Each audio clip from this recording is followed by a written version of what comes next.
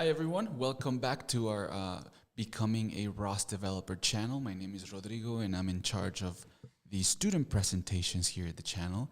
And today we have one of our students, his name is Ruben, who has completed his ROS Basics in 5 days course. And for the final project, he has to use a real robot that we have here in Barcelona. And so he's going to show us what he learned about ROS Basics in terms of topics, services, and actions. Hello, Ruben. How are you? Hola, bien, gracias. Uh, just to let you know, we got to do this in English for all of the um, listeners out here that only speak English. So just a reminder. Okay, Anyways, yes. So we can just go ahead and get started. You can start sharing your screen with us and showing us your project. Let's yeah, see what it does. We can see your screen, by the way. okay. Now I start the main launch. So this launch the action server, the final server are the main, but it's follower by. Okay. So in first time, you need the ROS service, that it's a find wall. I have oh, wait. The robot has to close through the You got to something put that. it in a starting position or something, huh? Yeah. That it's close. Well, but you know the what? Okay. So now let's see.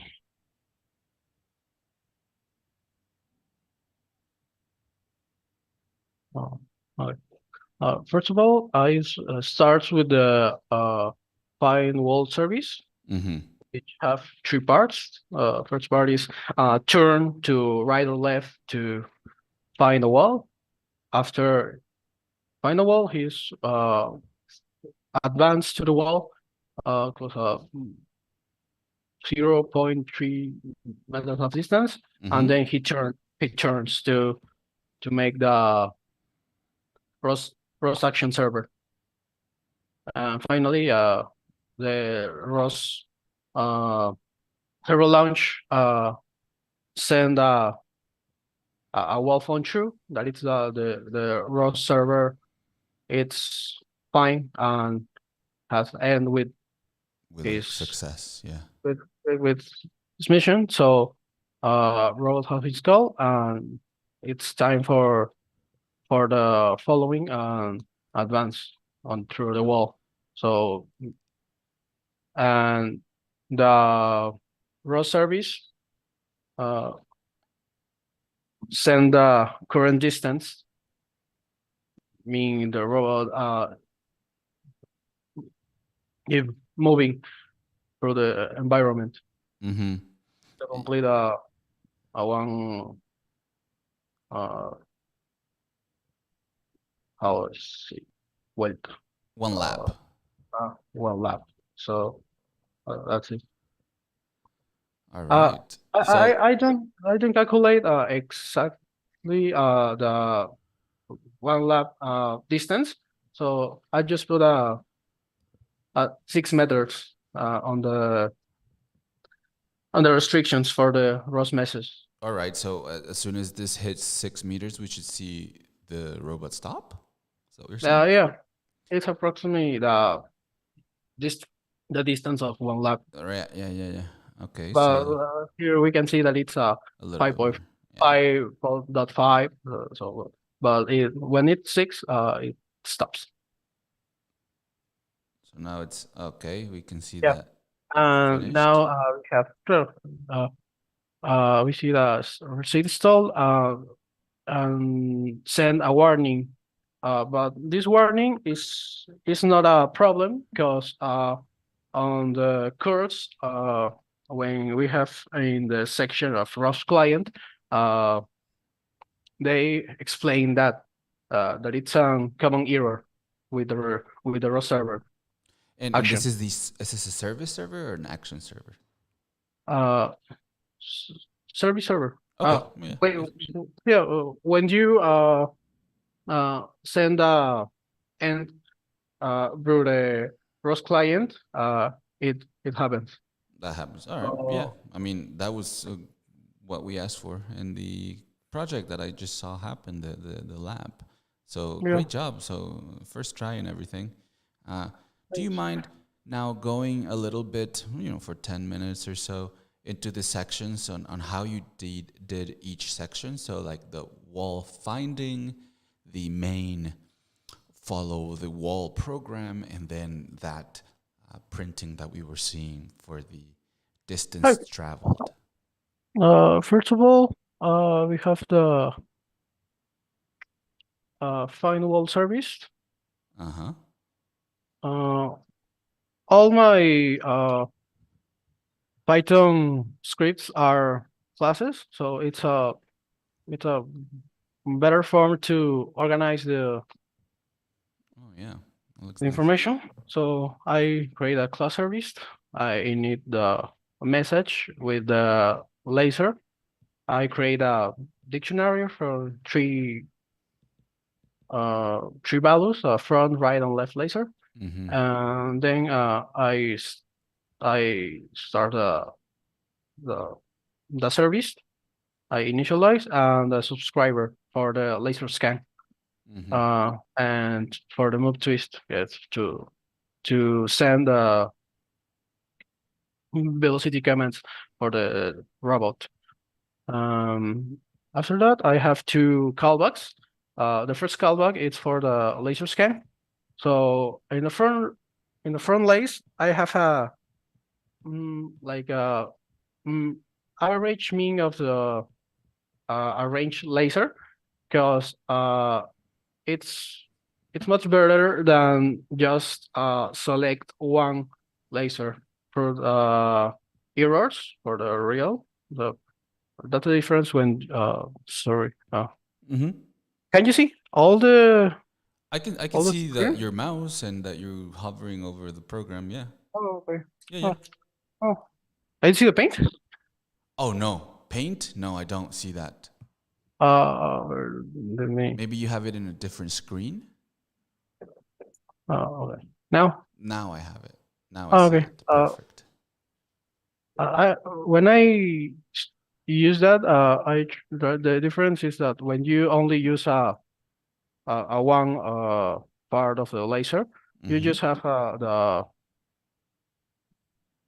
an exactly position for the like front, the left or right? But it's not exactly. But when you work with the rear robot and on the gazebo environment, it's not work so well. So I prefer to do take a range Yeah. of this Yeah. to have a more mm, More points. no more points to that's that's why I use that. Mm-hmm. And that's for the laser callback. Oh, That's a good idea. Yeah. yeah. Then for the server callback, I create three flags. It's front of the wall, close wall, and parallel wall. That's I sectioned all the work of Tangle service in this way. Mm-hmm. First of all, we start with the front wall, like I say. Um the the robot search search for the closed object.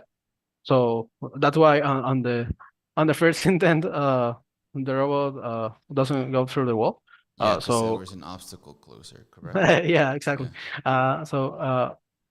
This flag says that turn to left or right depending of the distance of the laser right and the left laser, and when the left laser and the left and the right laser are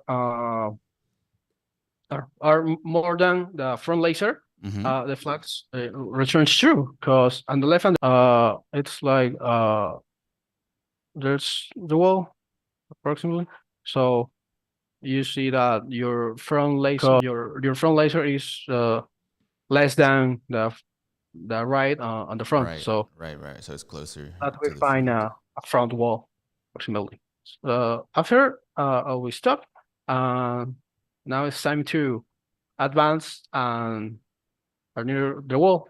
So I advance, and it's have a when the robot has a distance from of 0.3 meters, I advance or stop, and Mm-hmm. that's why close wall find true and end the close wall. And finally, we I uh here on the parallel wall flags. So uh, if the front laser it's high down on the left, and the laser left is on the 0.3 is like approximately we know that the robot has uh, a Oh, I parallel wall. see.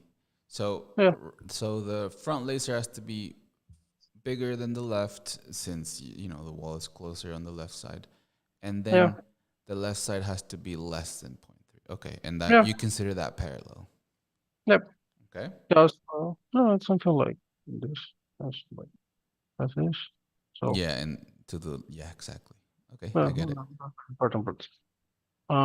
And then stop. That's all of the find wall service. Uh, And you return the right. response, right there, up there. Okay, I see it. Yes. Uh, After that, that's the main. Yeah. Uh, that's the main part of the code. Uh, for explain the service. Mm-hmm. First of all, we create an audible follower and wait And we for call the that service. Okay, yeah. yes. Actually, we wait 5 seconds to call service Yeah, just that's to take care. Uh, why is that? uh, yeah. Why did Uh, you do that time sleep? Any reason?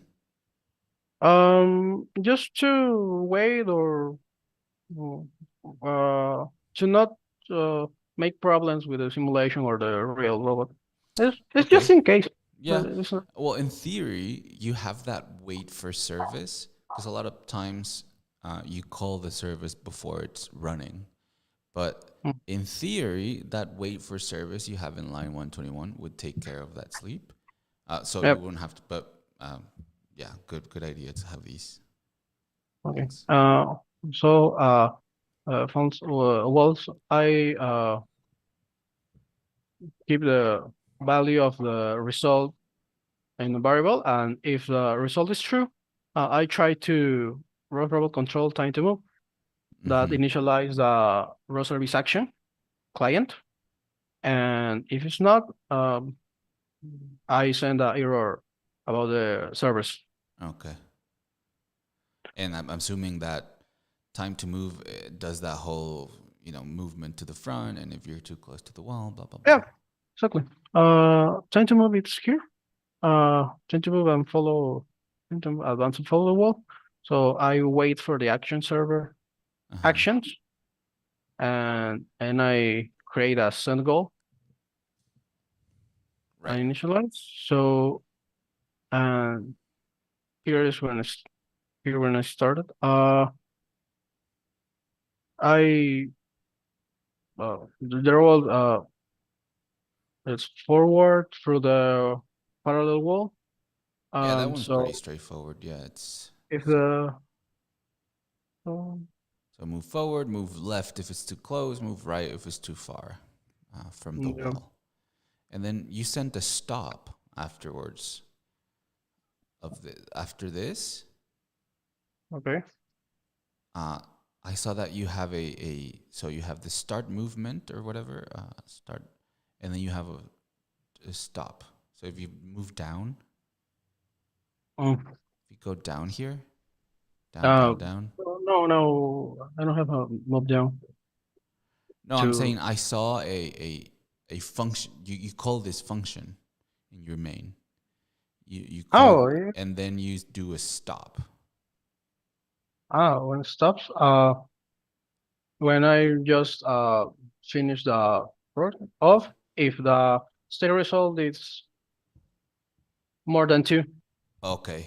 And what is that state result? state result Done, is warn, error.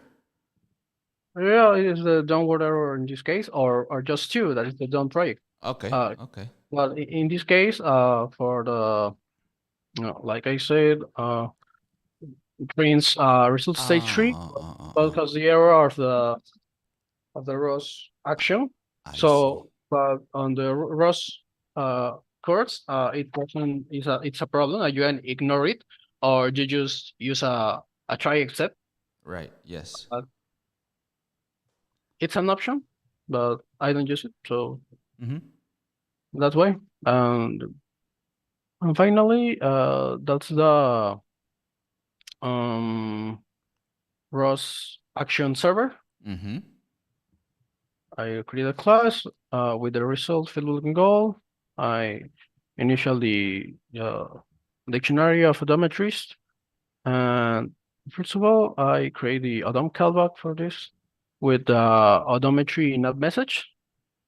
Mm-hmm. And I I transform I obtain the X, Y, and theta values for the robot with Euler recognition Mm-hmm. for the after that I call the server action and subscribe to the odometry to obtain these values. So actually I initialize the current goal, that is who sending uh or feedback of the current distance, and I started with the loop. While it's not success, uh the the program actualize the current total with Euclidean distance, if I don't say well, and uh, and it sends like we can hear Mm-hmm. there. So when the current feedback total is less than 6, success, it's equal to true. So the the loop has end, Right. and we publish The feedback. the Yeah. success result, Great. and that's all the record pi. Actually, when we send the result, here on the main Python script, Uh-huh. if the result it's more than 2, You so can it exit. break the loop, Mm-hmm. and yeah, and stop the robot and send the result state of the robot. Okay. That pretty much covers everything, right? Yeah, Awesome. Well, really well done, Ruben. Really clear.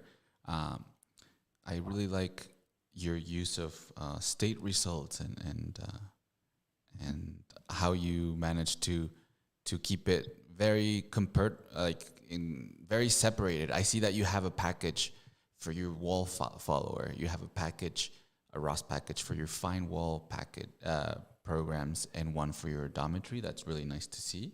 I also yeah, like what you do with the classes.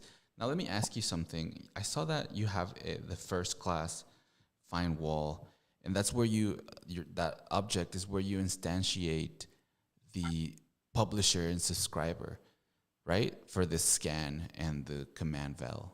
Uh, is that yeah, correct? Okay. yeah. It's So correct. basically, then you have to make you have to instantiate that class every time, right? Yeah, Okay, great. Just this is just a suggestion because I really like what you did with the classes here.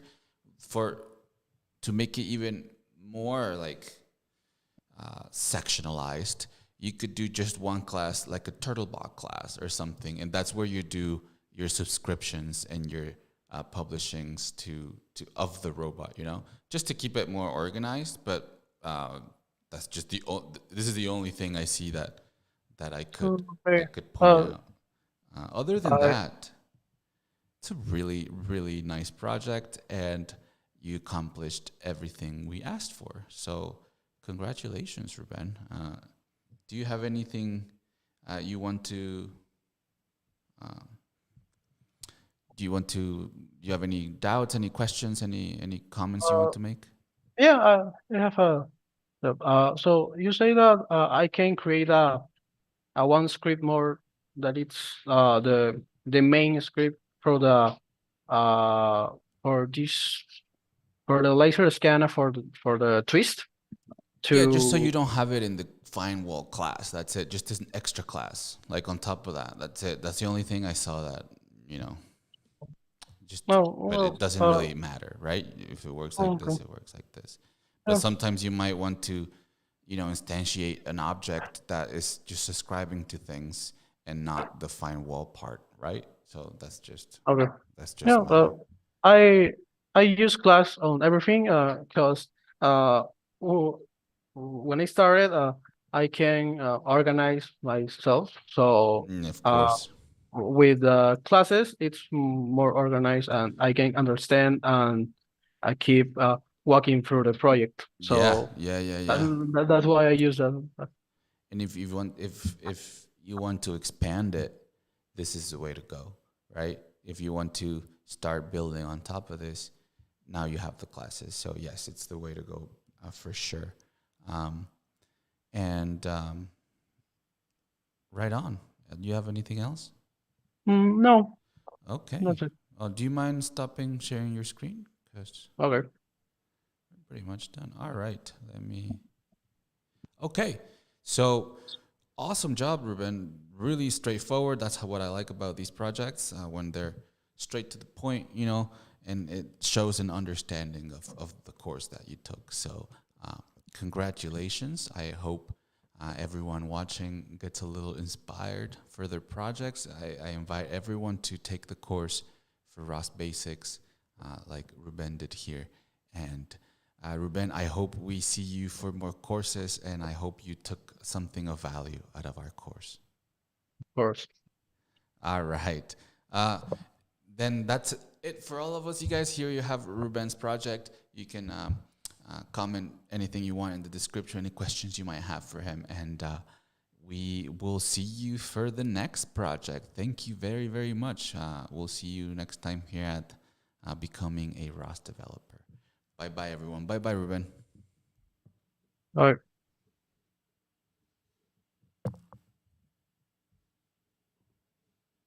Ok, ya terminó. Ah, ok.